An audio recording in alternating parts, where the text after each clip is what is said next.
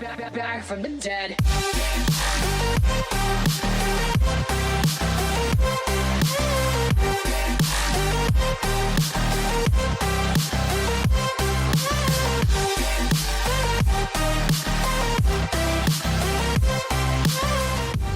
Welcome to the party, pal, or I should say welcome back to the car for a roadside chat, drive-by chat. I'm not sure what I'm going to be calling these, but I'm joined again by Brother Chaos. Hello, everybody. Today, I thought we're heading off to a secret location to do something fun, and I thought we would spend some time and chat about foreign horror. Now, I mentioned that they would probably be addressing this in the last roadside chat, drive-by chat situation. So the time is now. Let's talk about a foreign horror cinema and the good, the bad, and the ugly of said genre, I guess. And you can't really call it a genre, but you know, it's said Yes. offshoot of world cinema. There we go. We'll start with you, brother. What do you think about foreign horror? Are you a fan, or is it something you don't really care about? Oh, I am a huge fan of foreign horror. Okay.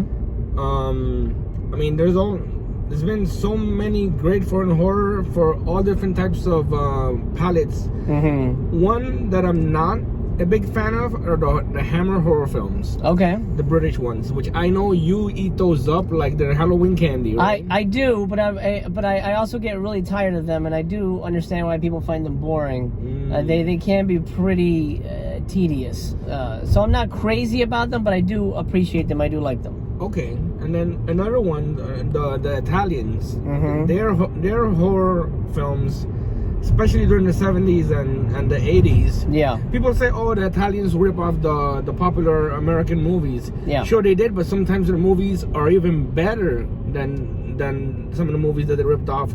Well, I wouldn't necessarily say better, but they give a nice option, like a different variation of it. Sure. A variation of it. Like Zombie. Like, Yeah. I wouldn't say Zombie's better than Dawn of the Dead, Yeah. but it's a good fucking zombie movie. Exactly, right. What else we got here? And the Giallo is not ripping anybody off. That's Italian by itself. Yeah, well, let's go by, I guess, country by country. Well, we'll start with Italy, then we'll talk about, like, you know, Asia and all that kind of crazy stuff. So Italy, yes, you got the Giallo crime cinema, essentially making slasher movies, you know, popularizing it and based off of their the crime novels that they had back in the day. Yeah. But then they also have the psychosexual crime thriller kind of things. And I've actually realized that I don't like those. I really don't like those. I find those very tedious. I agree. I think that with so many with their lurid titles, they draw you in. Strip nude for your killer. The Strange Vice of Mrs. Ward. I can't pronounce her last name. Yeah. Ward. Your vice is a locked room and I have the key. Yeah. Great All titles. Great titles, but the movies are actually kind of boring. Yeah. I mean, yeah, they're sexy, but they're not good sexy. They're just like, yeah. I mean, let's 100% be transparent here. You can't whack to it. You know what I mean? You can't. You know what I mean? It's okay, fine. She's naked and she looks nice, but what are we doing? What, you make a movie for a reason. You're telling a story. That's the problem I have with a lot of this Italian stuff. Now, we are sort of sticking to horror, but I do prefer Italian westerns over American westerns. 100%. But that's maybe another conversation. Before we jump from Italy to another country, let's talk about the big two Italian directors, Argento and Fulci. Sure. I like Argento better. How about you? I'm a Fulci guy because I like crazy shit. I think I like Argento.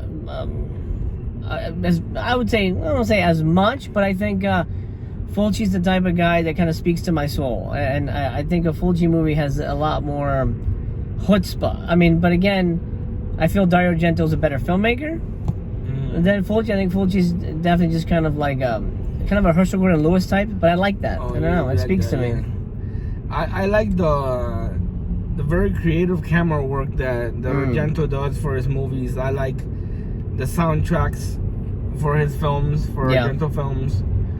What else? The colors, Yeah, I mean, cinematography wise, the it's cinematography insane. is really beautiful. I mean, Yeah. I just wish he was still making quality movies today. His last few films, Awful. Dracula, and I don't remember.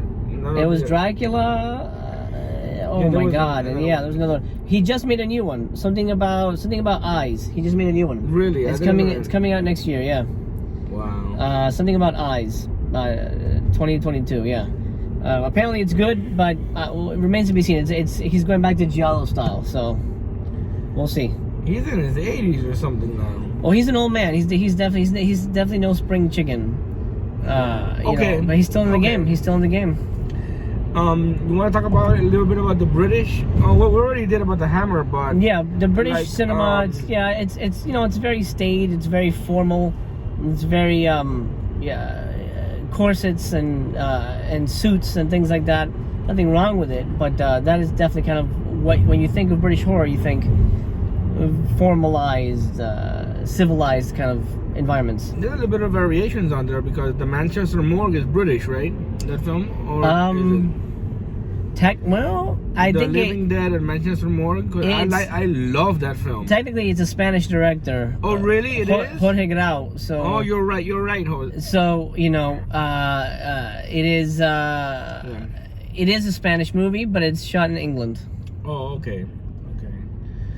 Well, But I mean, it's I guess you could call it a British film. But most of those British films are. I think honestly they're better made than a lot of the Italian films. But again, I think they also have a lot more money. Yeah.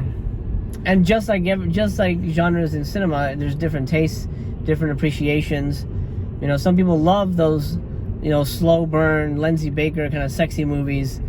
And like me, I'm just not a fan of them. And when it comes to Italian cinema or UK cinema, you're not a fan of the Hammer stuff, and I enjoy it, but I enjoy it, to a limited degree. In moderation. Yeah, moderation. And we should talk about Asia, because Asia is really big when it comes to horror, exploitation, and that kind of stuff. Because they're nuts. I mean, let's be 100% honest. Japan, Korea, China, they crazy, man. They get, when you talk about no rules for places that have heavy censorship and communism and things like that, they make some fucked movies. For better or worse. What are your feelings on Asian cinema? I like Asian cinema. I would say that we recently we've been watching a couple of the Cat 3 films. Yeah. And the Ebola syndrome, that was wild. That was wild. And then that was a wild one. That actor is very good though. Anthony Wong, yeah, he's very good. He's been in so many things, and not only horror, but he has a good presence. Yeah. He's been in a lot of Hong Kong action movies as well. Yeah.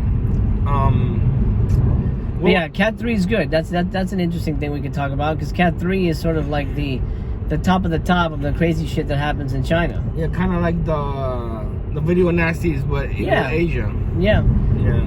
Essentially, yeah. And the one with the restaurant, the Immortals. What's that movie called? I'm not blanking with now. The restaurant? When the guy kills people and he makes the dumplings out of people.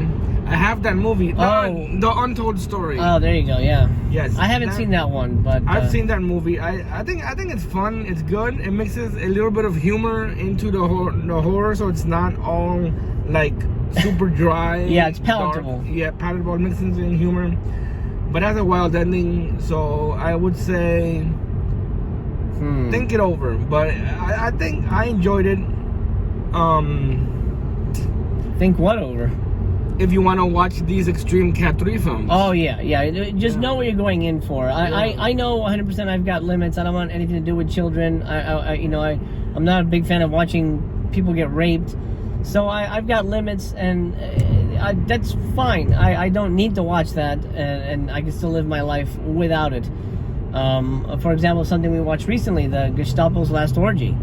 And I don't know if that's Italian or German or not, but that's a pretty unpleasant film, and it's one of those things where, like, I wonder what the who the audience was. When people made this movie, like, who were they thinking, hey, this is for this particular crowd? I think it's mainly for younger audiences that is kind of like, they're kind of like this made with life. They just want to see something shocking one time and not necessarily buy it, but just sort of like watch something thrilling one time. Yeah. Kind of like try something crazy one time. Kind of like riding a roller coaster. You just Sure. wanna try something extreme and then like forget about it. Not necessarily think it's good or bad. Just a thrill seeker. Right. Movie. It's very distasteful, and like us as collectors, if you buy that movie, I mean, honestly, how many times are you gonna watch that over again? No, yeah. You're not gonna find people to watch it with either. I'm telling you. You probably lose friends and relationships. And go, hey, I like this movie. You like this movie? Let me mention something. Can I mention a little story? Oh yeah, go ahead. I was at a friend of ours' birthday party, and I brought over, well, since we're talking about Asian cinema, I brought over one of the guinea pig Oh my films. God, okay. Mermaid in a Manhole. Okay. And I put it on, and... A birthday party, okay. Yeah, a birthday party, and I got looks, and let's just say, people to this day still remember that movie, and they say, oh, you were the one that put on that crazy movie. I'm like, yes, that was me. Oh my God. Mermaid in a Manhole. I was a huge fan of the guinea pig films. Yeah. And those are Japanese, right? Those are Japanese, yes. Okay. But to be honest with you, yeah, they're crap. Sure. They're boring.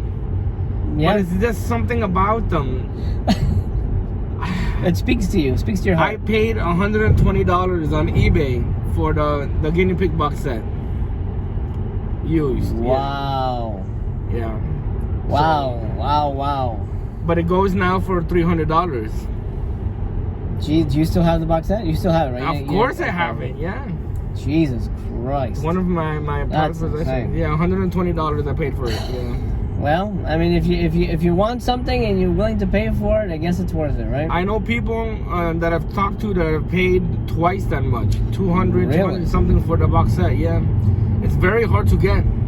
You know, it'd be interesting for our third and final roadside chat. Sure. And maybe we can hint at it now. Is we can talk about physical media pricing. And how, sure. Things are only going to get more expensive. Yeah, they are. Or do you think there's going to come a time when shit's going to just pop and it's everything's going to go away? That'll be for next time. Hey, since we're talking Asian horror, Sure. would you want to share? This is not horror, but it's Asian. Okay. Would you want to share your story of your little adventure trying to get a copy of the Kaiju series, the Arrow box set? Oh, the Gamera box set. The Gamera box set. Oh, I've chronicled it on the channel. You've chronicled that already. Yeah, it's not that exciting, and I wouldn't really even consider Gamera horror, in any way, shape, or form. Sure. Okay, so we talked Italy, we've talked, Asia in general, mostly Japan. We're just talking like Surface wise. Sure. Yeah. There's so much more. I mean, we could do tons of videos about this. This is just what pops into our head while we're driving to our special location. Yeah. And I think, especially my first year on YouTube, I've learned what I really don't like, and what I'm going to cut back on, namely Italian movies. Here's the thing: Criterion releases an Italian movie, it's going to be amazing. I'm going to love it. Severin Vinegar Syndrome releases an Italian movie, I'm not going to like that movie. Maybe there's something to be said about what they pick, and I think that's probably true, that they just don't pick the right movies. But I decided I'm going to stop buying Italian sex giallo murder mystery movies. You know what I think it could be, MC? What? That we've seen the top tier stuff, so now like what they're releasing are kind of like not even second tier, but I would say sort of like third and fourth tier stuff. Sure. The stuff that we already know, the big name movies from Italy. So they're releasing the lesser known stuff. So yeah, but I will say I have discovered a couple of gems. Oh really? Crimes of the Black Cat. I don't know if you've seen that one. Released by Cauldron Films. Fantastic giallo movie, and it's one I've never heard of. I didn't like that one that much. Oh really? I bought it off your recommendation, and I thought it was okay. I don't remember it much right now, but I remember, that was the one with the cat in the basket, right? Yeah. That you open the basket and you get a nasty surprise. Yeah, and the finale I think just really resonated because it goes full on crazy in the finale, and I just felt, again, as a screenwriter, I always lean on the fact of what is the movie? What is the movie we're watching? Why are we watching it? It tells a full story, and you can follow it. I was never lost, and I feel like some of these movies lose me with like 800 different characters or whatever. This, I always felt like I was on board, and I knew what was happening, and it was developing at a pace that made sense to me. I hear you. But foreign cinema is like anything, like a box of chocolates. You know, some people like peanuts, some people like nougat. Some people like rape. Some people like, super slow burn Italian sex movies. Some people are allergic to peanuts, so yeah. In other words, some people can't watch certain heavy, like you yourself. You can't watch films with a heavy violence against children. No. Or violence against women. But I will say another foreign movie that I really liked is Who Can Kill a Child. I thought that was a pretty phenomenal movie. I actually have that movie that I bought it recently, and I haven't seen it yet. I've seen it before. You've seen it before, yeah. I know, but I haven't seen the copy that I bought. It's a great movie. That's we should make a video where we talk about how sometimes we just have piles of movies built collecting that we haven't seen, and I don't know. Well, I mean, we can talk about it right now. I don't know how much content that would be. I mean, I think everyone has piles of unwatched shit that languishes for years. It's funny when I used to be. There's still DVDs I haven't watched.